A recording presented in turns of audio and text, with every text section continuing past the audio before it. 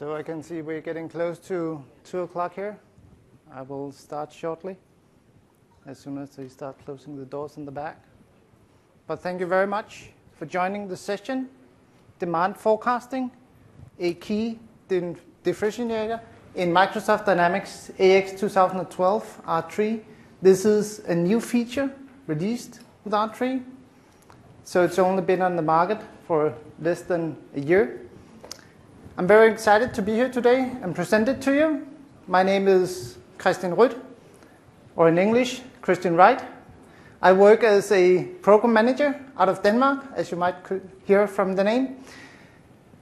I work in the planning team, where we are responsible for the master planning, also demand forecasting now. I also cover the lean functionality in AX, but for this session, we will focus solely on the demand forecasting.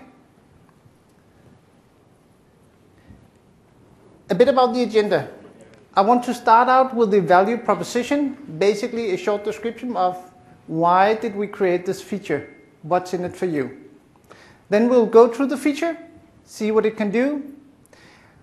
In order to explain you exactly where it fits in, I will go over the supply planning in Microsoft Dynamics AX very, very briefly, just one slide to cover that. And then I will take you on the grand tour of demand forecasting. We will go to the setup. We will see how to do outlier removal. We will generate a baseline forecast. We will try to modify it in Excel.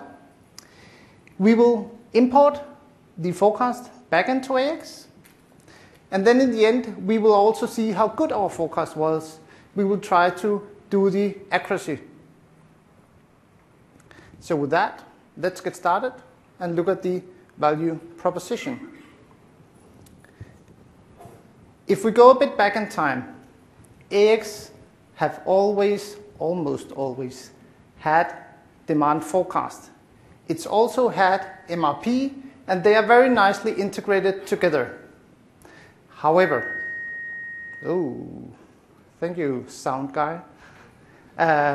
However, the only way to create a forecast in AX was either to key it in manually or to get an ISV or your partner to create something for you to do it automatically.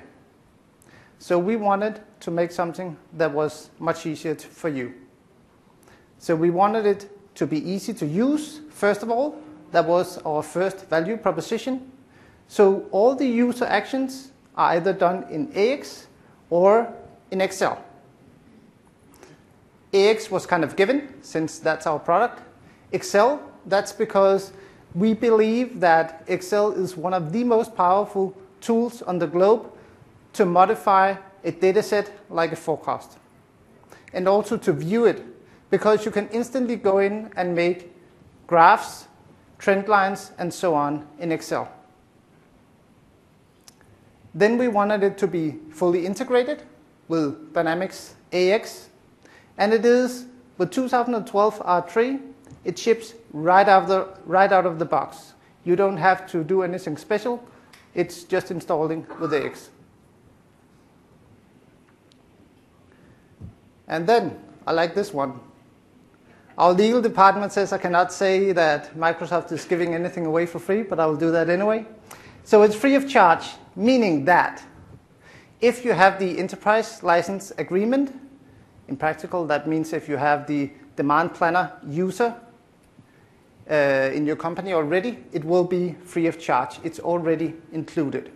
So there will be no additional charge for you as a company to get this functionality.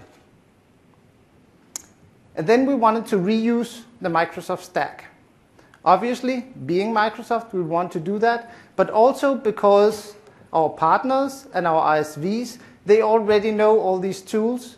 So in order for you to get them to do additional tweaks or make additional modifications to the demand forecasting tool, they already know all the tools that they would have to use here. To do the calculation, we're using SQL Server Analysis Services, where we use the time series algorithms to do the generation. This is a tool that's been in the market for years. It's not something we developed at AX. So we are utilizing the power of SQL here. And that gives a very accurate forecast. And you have a lot of parameters. You have 12 parameters out of the box where you can modify when you generate the forecast. One thing I want to mention here is that it will actually run on both SQL versions. So no matter what kind of SQL you have, whether you have the enterprise or standard, it will run. Now to the feature overview.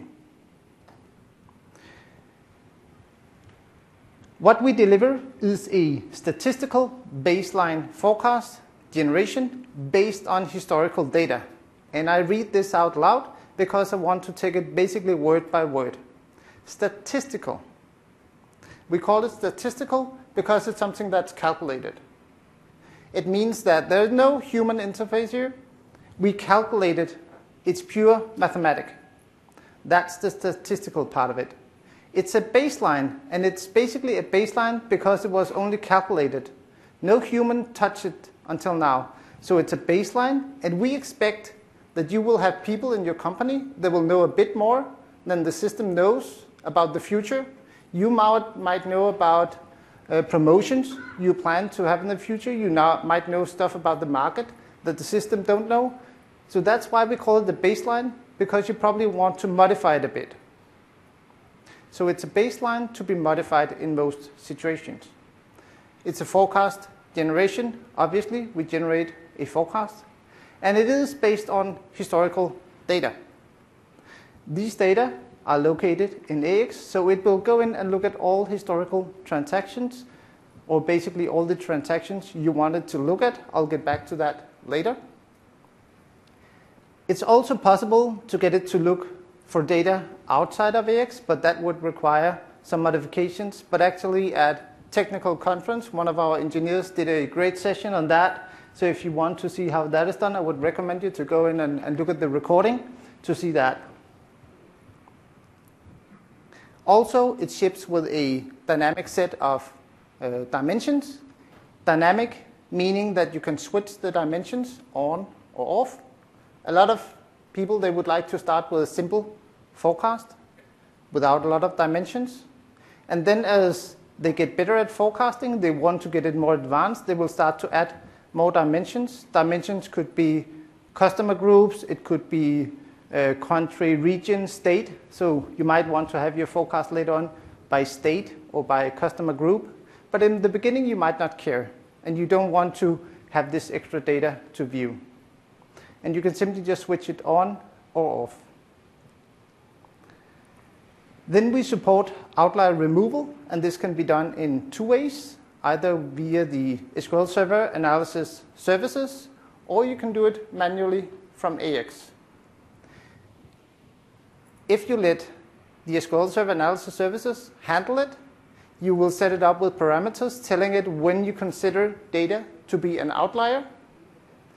If you want to do it manually, say you had an extraordinary sale, maybe due to a fire sale or something like that, something happened and you were selling a lot of stuff in a specific month or for a specific region, you could set it up and simply make it say, don't include these data when you're calculating the forecast. It could be that you're running some promotions, and then you could simply filter all the sales orders related to that promotion code if you wanted to do that, or anything you wanted to do that. But I will show that later as well. So once we have the forecast, we want to visualize it and edit it using the extended capabilities in Excel. I'll show that as well. Also how we can use it to actually view the data in different ways because it's presented in a pivot table. And it's actually looking at the data from a cube, so you can look at it from multiple people can look at it at the same time. Then we import it back into AX. And once we have done that, we have the modified forecast in AX. And then in the end, we can run the forecast accuracy, which have some key performance indicators to let us know how good our forecast is. And this is very powerful, especially in the beginning when you're setting up your forecast, but of course also to track it moving forward, because you can actually cheat the system a bit and create a forecast in the past and check it immediately up against the sales orders. And that's a very common practice. Say you have data for the past 5 years. You will go in and create a forecast for last year based on the first 4 years. But you already know what you sold last year. So you can immediately see how accurate it was, and you can modify the algorithms to make sure you get the best result. And if you believe that that's similar to what you would expect for next year, you can keep the same type of calculation and just move it to next year. So that would give you hopefully a good gut feeling about the forecast.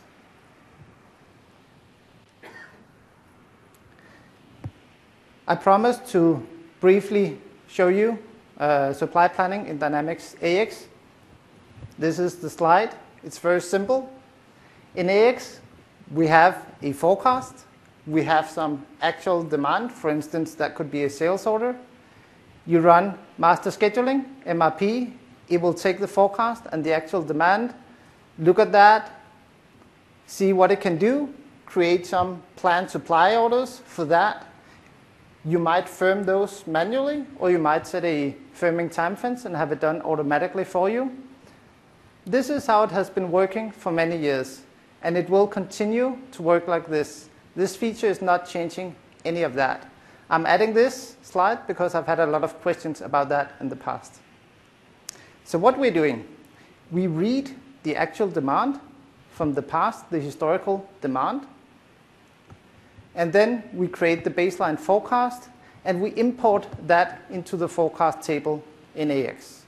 So this is the demand forecasting feature. This is the new stuff.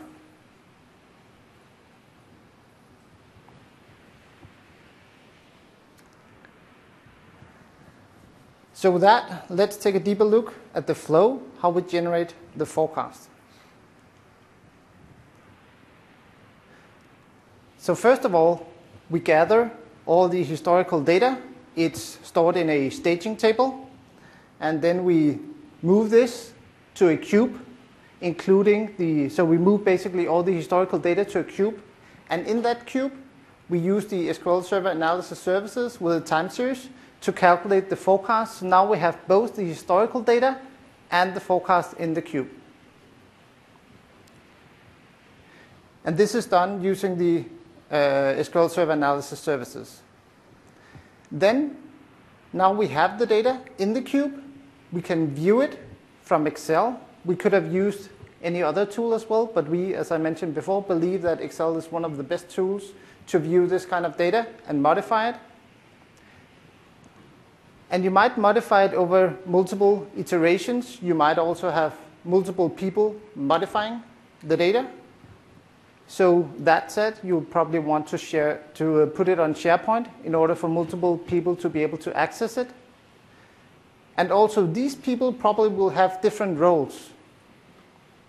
And what about security? Well, if you map the SQL security roles with the AX security roles, you will actually be able to control exactly what data each individual can see in the cube, and thereby in their own Excel sheet. So this means, for instance, the planner, you might want to give him or her access to all the data. However, the individual key account managers who you would like to modify the forecast, they might only get access to their own data, their own set of customers or their own region. So you can actually specify that with the security roles. When they're done modifying the data, they will simply publish it to the cube. That's done from Excel. I will also show that later. Now that it's published, everyone else who have access to the data will be able to see it. So for instance, the planner can keep track of who have published the data. And then in the end, you will have to import the data. Once you're satisfied with what you have in the cube, you can import the data to AX. So that's like the detailed flow here. Now let's get started with the grand tour of demand forecasting. So we will start out to see how to set it up and how to do the outlier removal. Before we get started, you have to consider one thing, that is, where do you want to have your forecast? If you're a producing company, you might want to put it on the finished goods. You could also put it on the subassembly or on the raw material. For this, we have some options. As you can see here, you can choose which historical transactions you want to include. And if I go a bit back in time, before AX 2012, demand forecast was actually called a sales forecast. That was indicating it was only looking at sales orders. However, with AX 2012, we introduced the demand forecast. So now it's possible to have a forecast that's being deducted by any transaction types. And this is what we're utilizing here. So you can actually choose, if you only want to look at the sales orders, you could also choose to include quotations, production line. So what does that mean? That is, if you have production, it will look at all the components or raw material used in production. So everything from your bill of materials, what was the consumption in production? So you could actually have a forecast being deducted by the need for production. Same with projects. If you use the lean modules, you could go in and use the Kanban job quantities and the transfer lines and transfers in general as well between warehouses if you want to forecast and move stuff around like that. So this basically means that you can place your, if it's finished goods, you will go and choose sales orders. And the two others, you would go in this situation and choose the production line. So you might wonder, why would I not just always choose the finished goods? Well, for instance, there's this Danish hearing aid company. They produce, obviously, hearing aids. And a hearing aid comes in a ton of different colors to match your skin, a ton of different shapes to match your ear, but the electronics within it only comes in a very few varieties. They're very similar. And the electronic is the expensive part. So they want to make the forecast on the expensive part and then have this sales order, the order decoupling point. So they push the electronics up and then they make the forecast on that, and then you just assembly the hearing aid after that. So they will do the forecast on the electronic parts because they only have a few different variants of the electronics.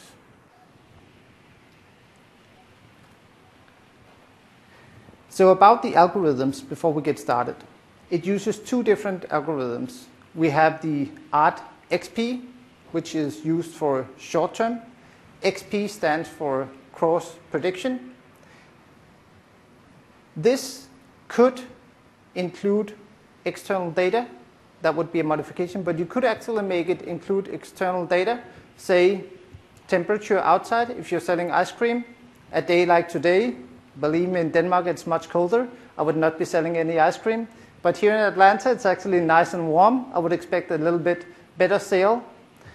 So you could actually go in and look at the historical data, compare it with the actual temperature, and then generate the forecast based on that, because you will have a weather forecast where you have the predicted temperature for the future, and then you can make your own product forecast based on that.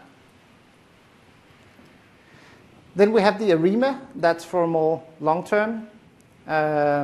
It's based on the Box-Jenkins calculation. This, however, does not support the cross-time series prediction. In general, you'll probably use a mix of this. This is the standard setup. So like the first, say, 5 periods would be covered by ART-XP, and they would automatically switch over and use the ARIMA for the long-term prediction. When we shipped 2012 R3, a very nice demand forecasting white paper was released with it. And if you go and find that on information source, customer source, partner source, I think it's most of these places. If you search for it, you will be able to get a clear description of how to set up these parameters. It will take its baseline in the demo data, of AX and explain what the different parameters will do. And of course, as we are utilizing the SQL Server analysis services, there's a lot of information out there on TechNet, MSDN, and so on, because it's been in the market for years. So you'll find a lot of technical information if you want to do a deep dive into the algorithms. We will also be covering outlier removal here in the first demo, so let me just quickly go over that.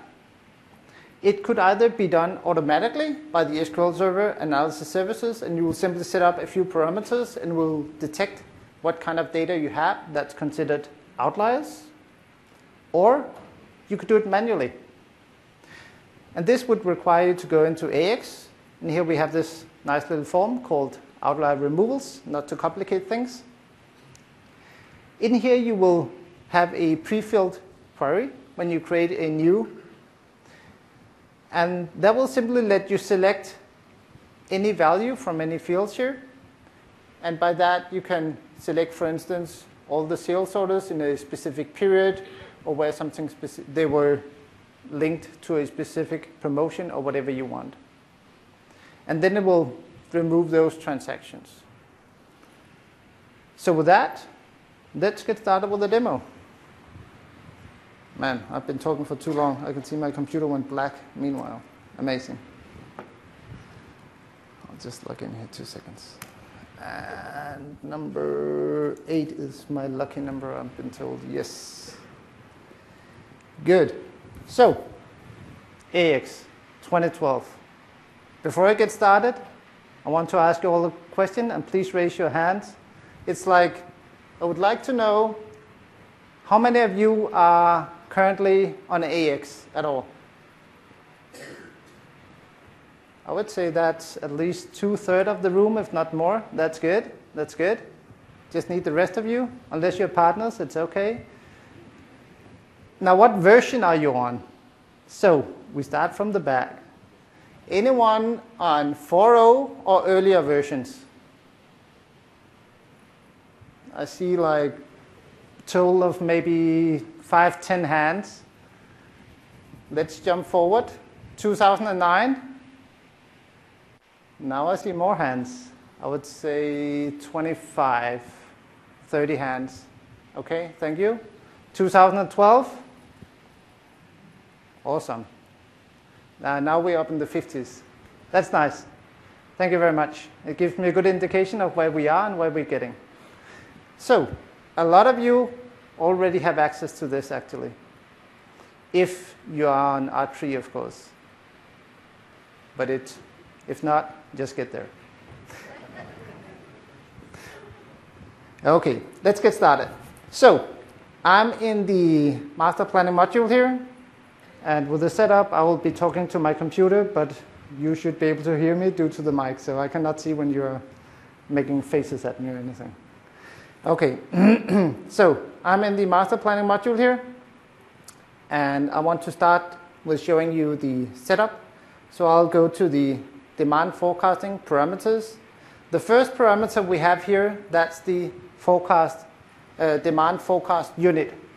This is because this is a quantity forecast, meaning that if we compared kilos and pieces and meters or feet, it would not match up and be a nice forecast, because you can enter a forecast either on the detail levels or on an aggregated level. So if you changed a higher number, you would be changing all kinds of unit of measures. So we convert everything that we generate a forecast for into one unit of measure that you are seeing in the Excel sheet. Then when we import it back into AX, we convert it back into the original unit of measure again. So from an AX point of view, you will not see any changes. But in the Excel sheet, you will be seeing this unit of measure. The next two fields are simply pointing to the cubes that we're using, but we have already provided you the cubes. So it should simply be to select them. Then you can specify a default path for your Excel file to be generated in. And then this is the check marks I showed you before, where you can choose what kind of historical transactions you want to include. Here I'm simply including the sales orders, but as we discussed, you could include any of them or all of them. And down here we have the forecast generation strategy.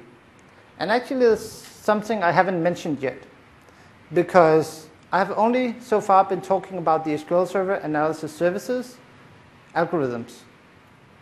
But you have a second option. Copy over historical demand. This is very simple. We simply take the historical demand, whatever it is, and we copy it to the next period. No changes at all. So we take the historical demand from, for instance, last year, and we copy it to the future. If you have a question, I would like you to go to the microphone, but I would be happy to answer it.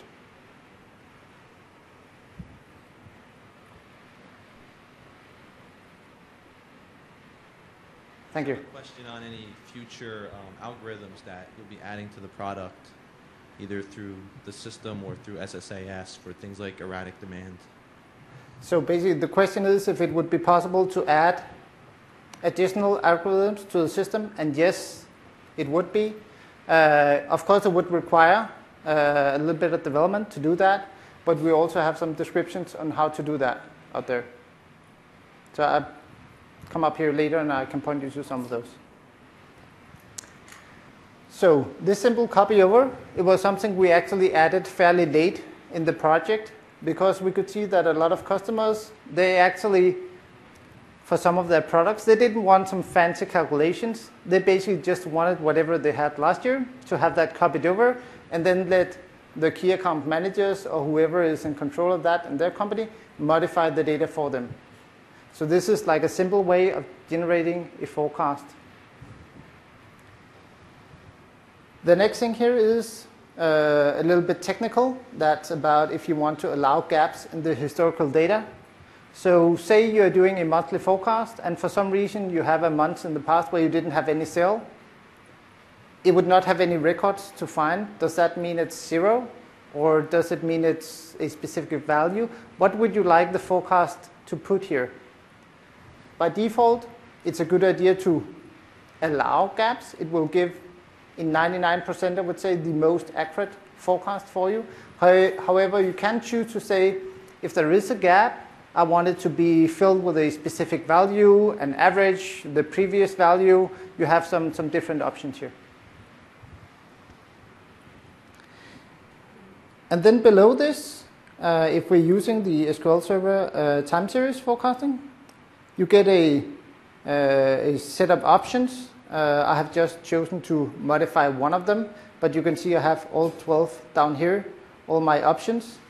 So I'm changing the value for periodicity in the data, which is used if you have seasonality normally. And as I'm forecasting in months, I have specified that after 6 and 12 months, I expect something. So that's basically every half year. I expect something in the winter and something in the summer. It could be increase or decrease. It doesn't matter. It will look for seasonality, especially in those periods. You could also just set it to 1 if you don't know about it, and it will try to find periodicity automatically. You can also specify how likely it is to have seasonality in these kind of data. So all of that can be specified in the parameters.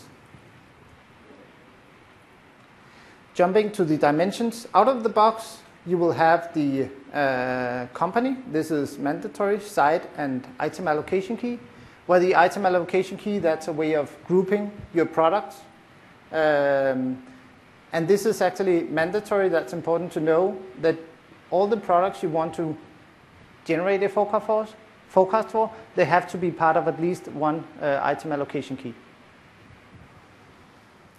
And then we have these additional 7 dimensions. I have chosen 2 of them. I want to see the stock keeping unit because it holds a lot of information.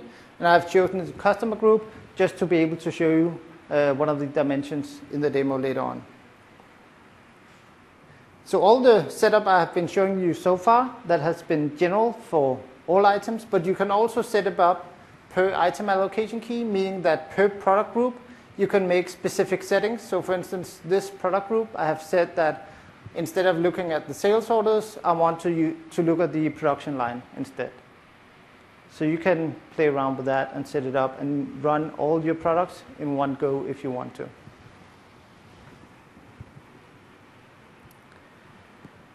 Okay, so outlier removal. This is the form, and I have created this one here. It's very simple here. You can see when I did this, I simply went in and chose the field where I wanted to make a filter on. I have chosen to see all the any sales orders from a specific date where the color was indicated as white on the inventory dimension. And that gave me these transactions that will not be considered when I generate my forecast. So that is a very fast way of selecting the transactions. Okay, with that, let's jump back to the PowerPoint. That was the setup. So now we get into the much more exciting part. Now we will generate a forecast and we will start to modify it.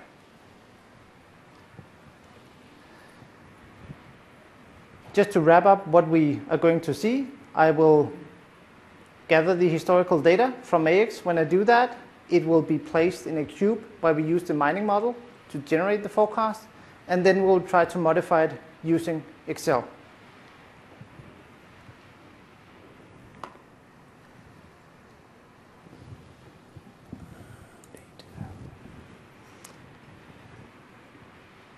So I will jump over to periodic demand forecasting, where we have the generate statistical baseline forecast. First of all, as this is created by the planning team, we have sort of everything. So of course this can be run as a batch order, so you don't have to go in and trigger it manually. The first thing you have to choose now is the starting date of the historical horizon. So you can see here, for multiple reasons, I have chosen a date which is the 1st of January 2012. I could claim it's because I want to show you that we have this data in the past functionality and I can calculate it. Some of you might know it's also because I'm using demo data and they're not up to date 100%. So anyway, we'll be looking a bit at data in the past. You'll have to bear with me here. So I will be looking at data from 2012, and then I will start creating a forecast 1st of December 2012. And I have chosen a filter on one of my product groups, basically to speed this up a bit. And if I take the advanced parameters here, you can see that I can choose what kind of forecast bucket I want to create my forecast in. Do I want to have a daily forecast, a weekly forecast, or a monthly forecast? I have chosen month, and I will be creating forecast for 12 months, meaning 1 year. I could also have added a freeze time fence. That's basically to indicate that you cannot modify the data in the Excel sheet. So you could freeze the next 1 month or 2 months, saying that you're not allowed to make modifications to the forecast because it's too close to today. And then we have this little check mark that's quite important. It's saying transfer manual adjustments to the demand forecast. This little check mark, if you set it, it will keep track of the changes that you have made.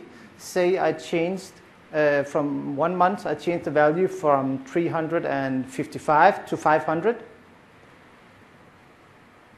Then the next time I run a forecast generation and say I did that modification for a month July. So I run the forecast now and I will run it again in April. In April, I don't want it to suggest me to put it back to 355. I want to keep my 500, which I manually entered. Setting this check mark, it will remember that you manually edited this value and keep it.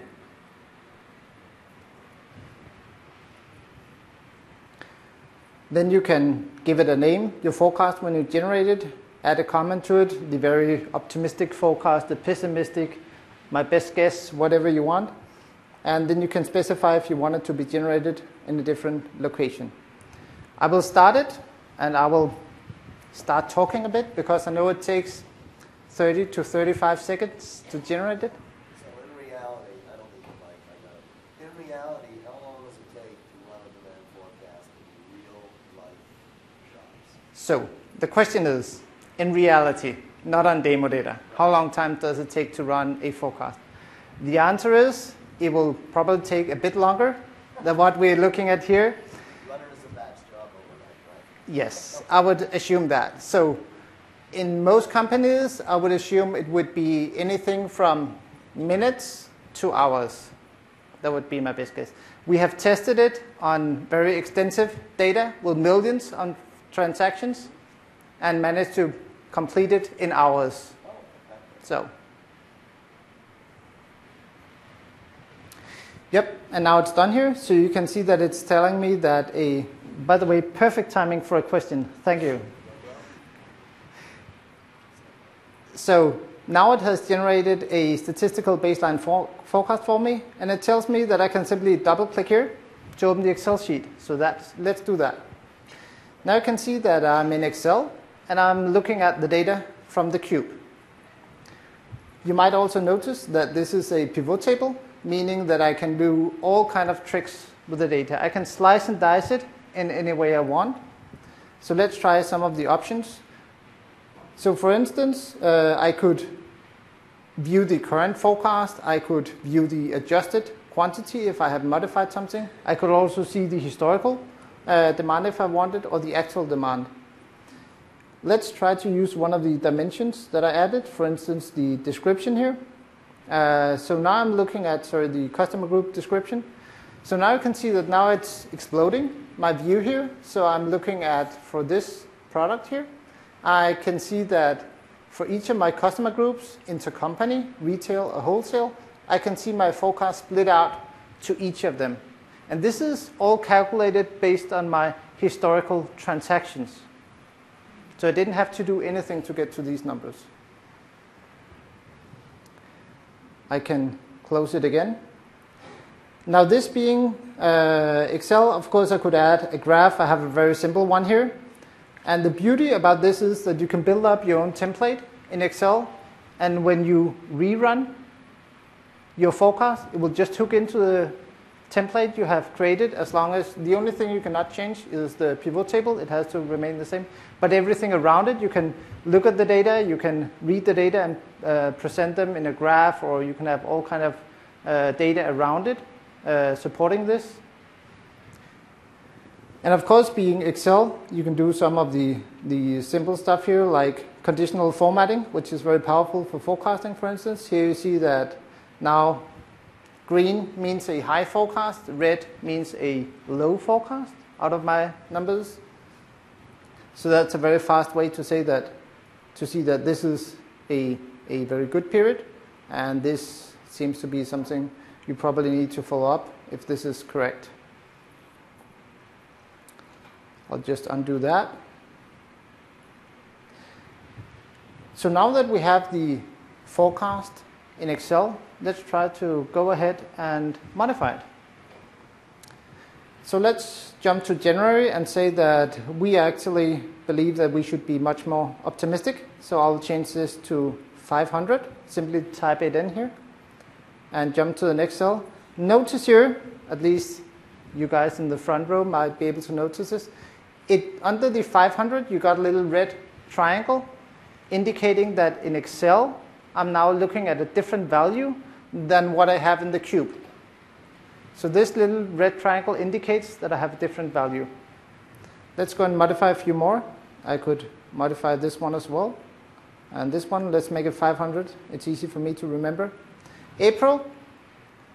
Let's be optimistic about everything in April. I have a birthday in April, so that's a very nice month. I would like to double the quantity for all our products in April. So I'll make it roughly 3,200, like that. Now notice that the values down here are being updated. They all doubled. That's because I can modify my data either on the detail level or on the aggregated level.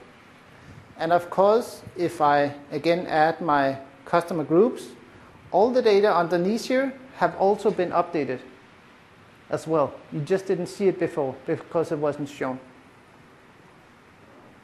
So is there a reason why the red tick doesn't show on the items below level? Yes. So the question is, why do I only see a red triangle on the one I edited and not on all the underlying numbers within the aggregated calculation? And that is because I modified this one value right now, so it doesn't keep track of all the others. However, it will, when it gets into AX, it will keep track of it. It still just can't show it here for you. It will just keep track of what you have modified, and then the rest will be updated automatically.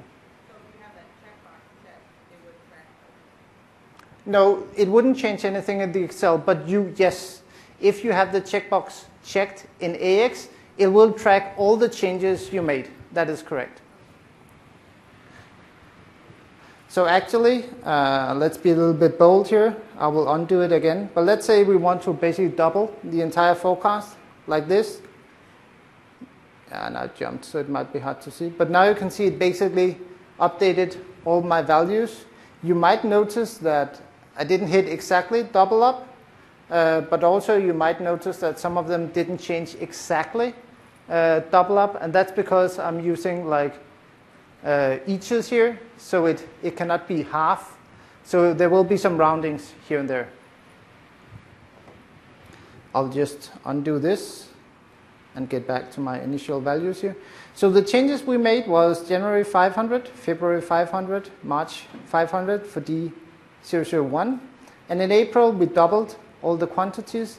So for this product, it was 707. Now let's go ahead and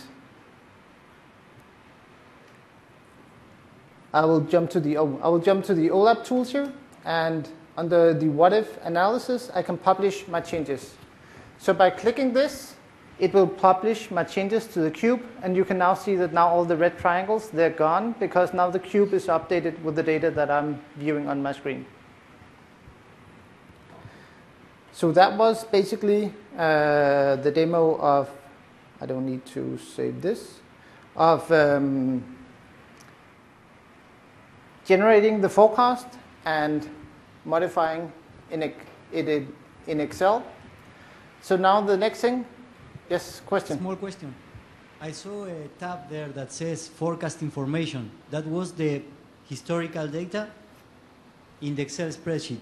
Yes, yes, you can view the historical data. I could have shown that, yeah, you could have viewed the historical information where you basically would see, I chose from January 2012, I could actually see all the actual transactions from that period or the forecast in that period as well. But I mean, that information was in the other tab of the Excel spreadsheet.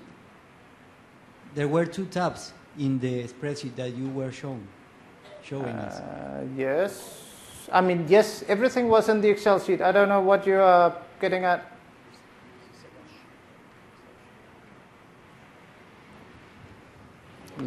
Let me open it again.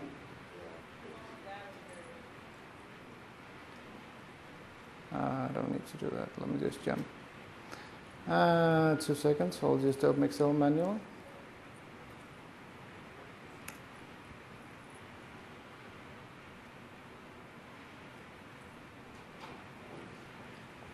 So you're wondering about this forecast information here?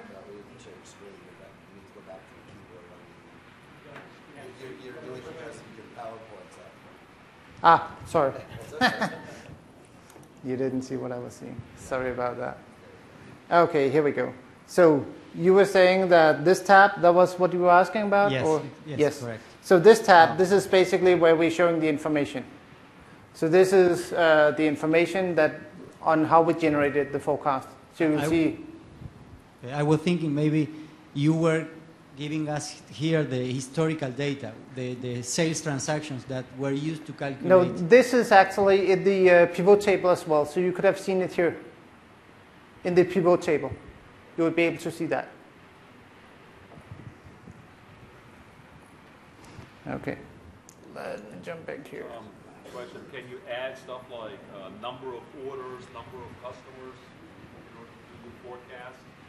Like, for example, we're in a sporadic buy scenario, and I don't want to buy an item just for one customer. I want to have at least 5. So you're saying you... I have a demand yes. like this, but I only want to purchase it if I have, let's say, 5 or 10 customers for that particular item. Okay, this is why I started out by saying forecast and MRP are nicely integrated. This would be handled by the MRP. This is the demand forecast. The supply side of it will be handled by MRP when you calculate it. So you have tons of settings there to make that happen. We can take that afterwards. Yeah. So just for me to finish on time here, I'll continue. Now we want to import the forecast and check the session log. So until now you saw this. So the next thing we'll do is we will publish the forecast and then we will import it. And we actually cheated a bit, we already published it. So we'll import the forecast and then I would also like to show you the session log where you can find a lot of interesting information, especially if you're concerned about how long time it takes to run it and so on. So with that, jumping back again here.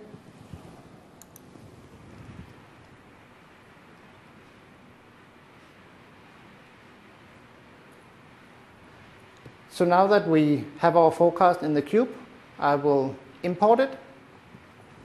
I will choose what company I want to import it into, and I will also choose the forecast model that I want to import it into. It could be that I have been playing with the forecast a lot. I made it very positive, so I could create a new forecast model that I could call the positive forecast, or I could have a pessimistic forecast. You can have a lot of forecast models and use that as a kind of simulation, because you normally would only have one active forecast model that you're using for MRP. So you can just use the others for reference for later and for simulation. I will start it.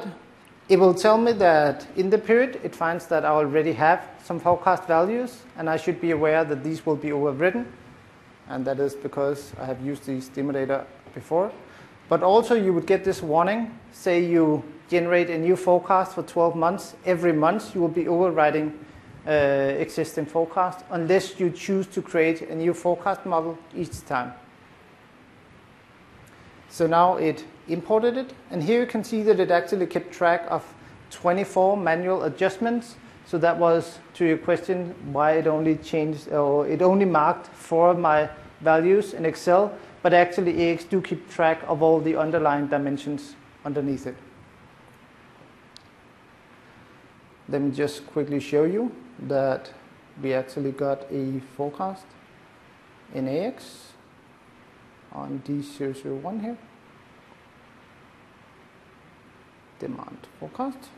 And I will just show the forecast balance for 13. Here we go. Here you can see that I manually modified the first 4 months to make it easy for us to validate that that was the numbers I was getting. So 500, 500, 500, and now 707.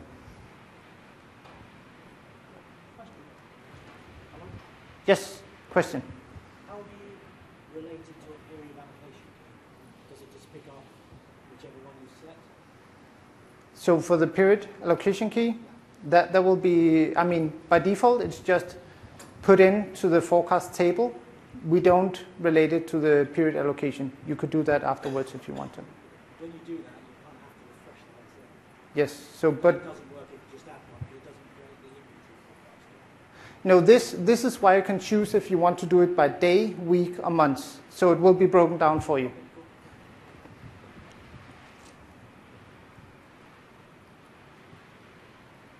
So now we imported the forecast. I'll jump back here, quickly show you the session log.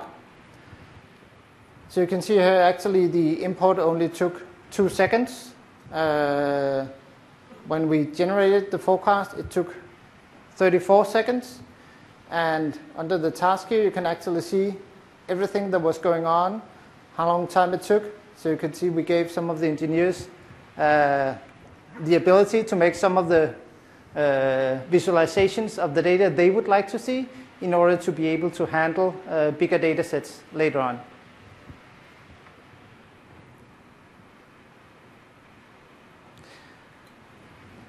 With that, I will jump to the last part here, because before I do that, multiple user updates. I want to touch on that. When we generate the forecast like this, we have it in Excel, we generate it, we view it in Excel. Here we could place it on the SharePoint or copy it over. Automatically, it could be sent out via mail. It only requires that all the users, they will have access to the cube. Now they can go in and modify their own data. Then they can publish the changes to the cube from Excel. That was what I just showed you. And then if they refresh, they will also see the changes from the other users. And then in the end, finally, you can import the forecast into AX once you're satisfied with it. The last demo I want to show you, we already did this. So the last demo I want to show you is the accuracy measurement. So let's dive into that.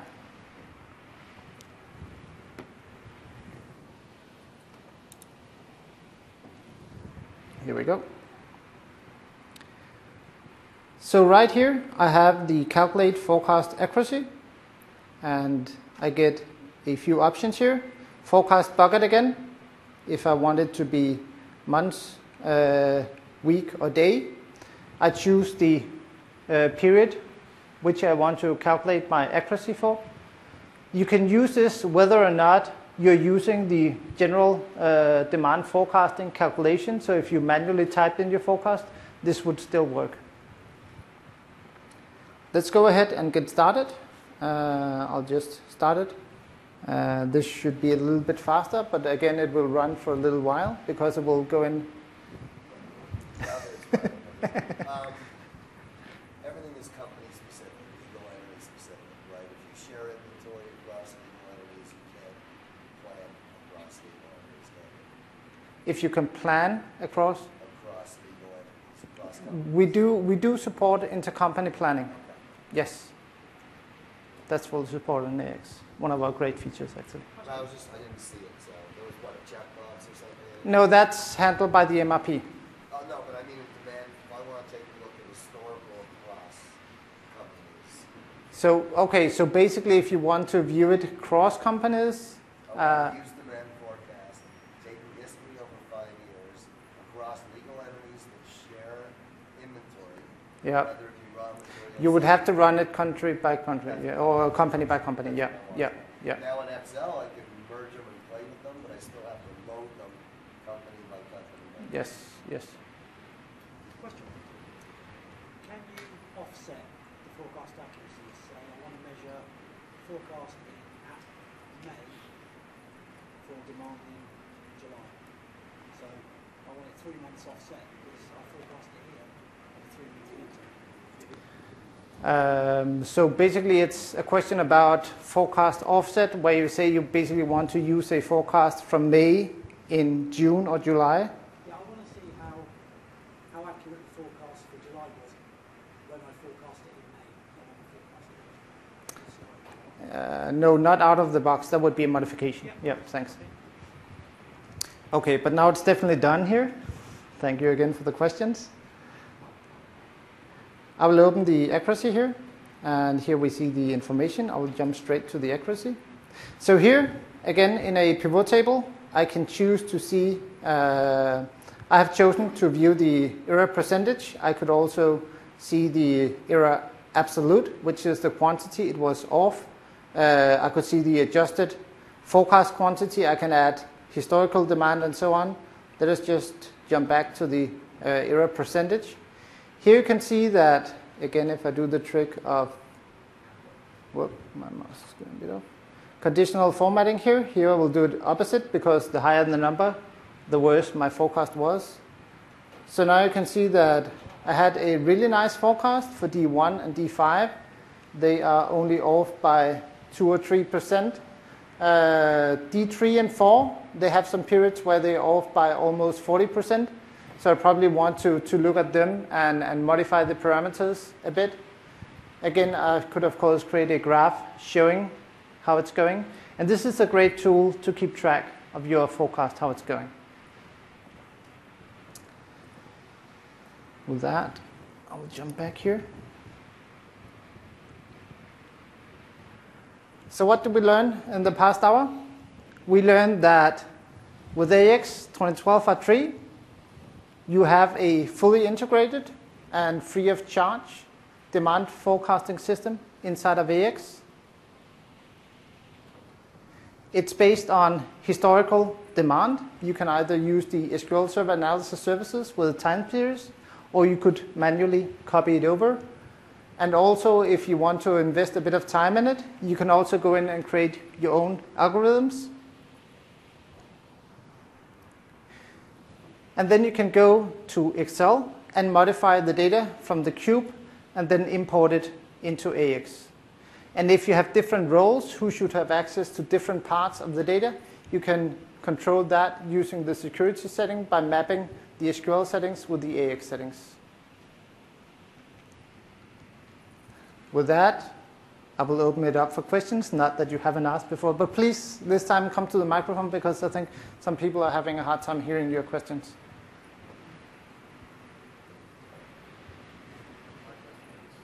Right now, working with manufacturing and distribution companies, what are your thoughts around retail, with your retail offering?